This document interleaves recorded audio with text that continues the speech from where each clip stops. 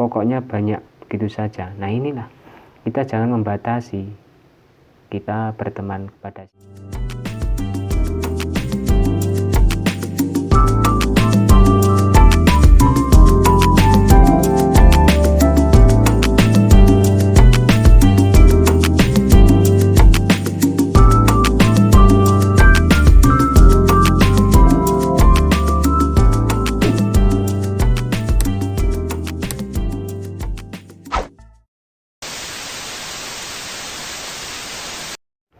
Bismillahirrahmanirrahim. Alhamdulillah. Assalamualaikum warahmatullahi wabarakatuh. Berjumpa lagi untuk pembacaan sebuah tanda tanya ataupun buku sebuah tanda tanya yang nomor 17. Tapi sebelumnya saya akan mengucapkan banyak terima kasih kepada Anda yang masih setia di channel ini, dan mudah-mudahan Anda diberikan kesehatan dan rezeki lancar, amin ya robbal alamin. Oke, kita akan melanjutkan yang nomor 17 yang berjudul kata siapa. Mengatakan bahwa diriku paling benar, itu kata siapa? Justru diri ini penuh kesalahan dan selalu bisa belajar dari gegap pengalamanku. Perlunya di dalam rendah hati.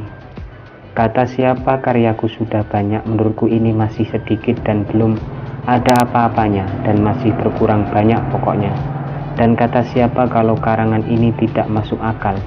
Bingung kan? Sama bahwa ini dijalani.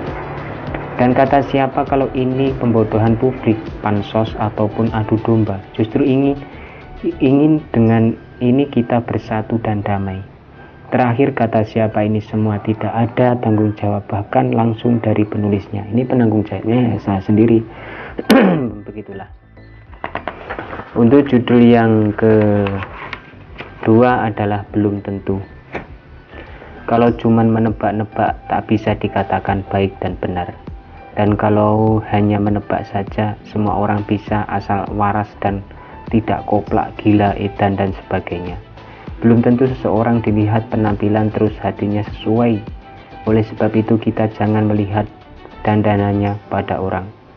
Sehari-hari kita melihatnya belum tentu suka, dan malah sekali melihat terus suka itu ada. Kalau terlihat mustahil bila tidak tahu latar belakangnya. Cobalah Anda perhatikan tiap menit akan berbeda di masalah yang beda pula. Belum tentu tidak bisa diselesaikan walau seruet dan sesulit apapun itu. Ini kita harus yakin, permasalahan apapun yang kita alami. Untuk judul yang ketiga adalah mengapa. Di sore atau petang ini sambil menunggu waktu maghrib dan melaksanakan sholat, hendaknya setelah azan selesai dikumandangkan sobat muslim. Itulah aturan baiknya kan. Mengapa kita harus rukun kepada agama? Itulah toleransi, saling menghormati sesama umat. Mengapa harus membedakan? Ya, itu memang keyakinan tak sama. Mengapa pula kita di suatu hari nanti bertemu lain agama selalu rukun? Itulah bentuk kita saudara yang berada di Indonesia. Mengapa dan mengapa tak boleh mengucilkan orang? Itulah rasa peduli yang begitu kuat. Mengapa ini ditulis? Semoga ada secuil manfaatnya sobat. Inilah mengapa kita harus bertoleransi? Ya, kita supaya rukun, begitu. Untuk judul yang keempat adalah berapa jumlah. Mungkin tidak terbatas jumlah yang nanti aku anggap saudaraku, apalagi di Dumai. Tidak membatasi siapapun atau menarget, akan tetapi diusahakan terbuka lebar hatiku bila ingin bersahabat dengan diriku. Itulah sebabnya tak terhitung dan tak mau menghitung jumlah. Bila ingin berkawan dipersilakan. Semoga Anda juga seperti begitu. Cobalah tidak membatasi sobat. Kalau ada masalah lain, coba diselesaikan dengan kebersamaan. Itu masalah umum, bukan pribadi. Janganlah menghitung jumlah kawan, lebih baik menambahlah terus. Belum diketahui jumlahnya dan tidak ingin tahu jumlahnya teman.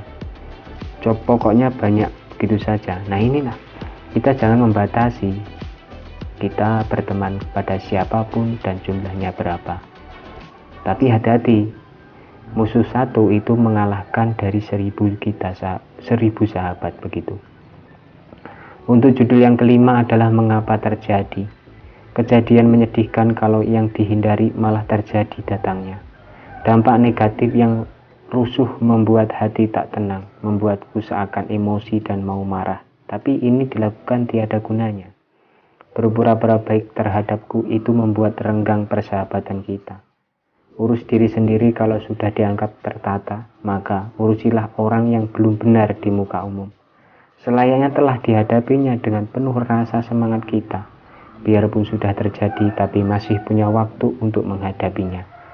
Ringkasan ini untuk mengajak tidak gampang putus asa, apalagi di saat ini masih terjadi hal-hal yang tidak diinginkan hati kita. Ini mengapa terjadi? Ya begitulah. Karep kalah karo kerso. Bahasa Indonesianya, keharapan kita itu kehendak masih kalah dengan kehendak ilahi begitu.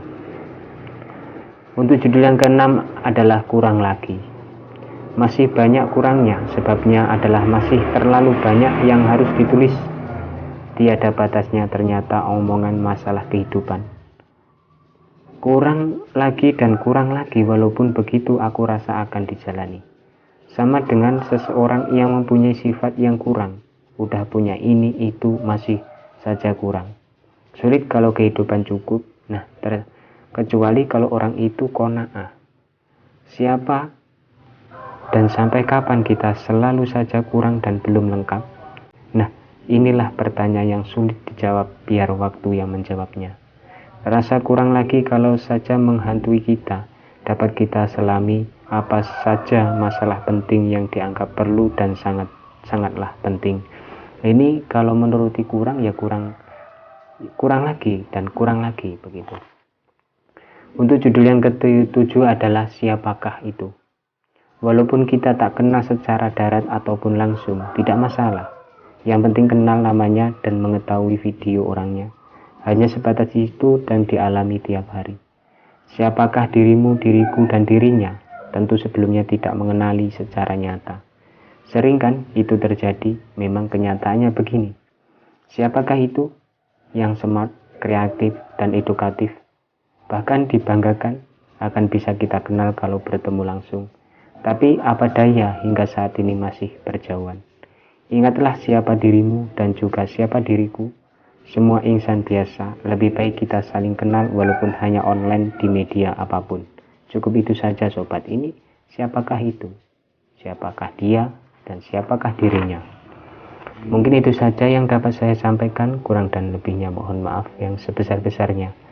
Untuk judul yang selanjutnya adalah apa masih punya. Mudah-mudahan dapat berjumpa lagi yang nomor selanjutnya. Dari saya, wa'afu minkum. Assalamualaikum warahmatullahi wabarakatuh. Bismillah.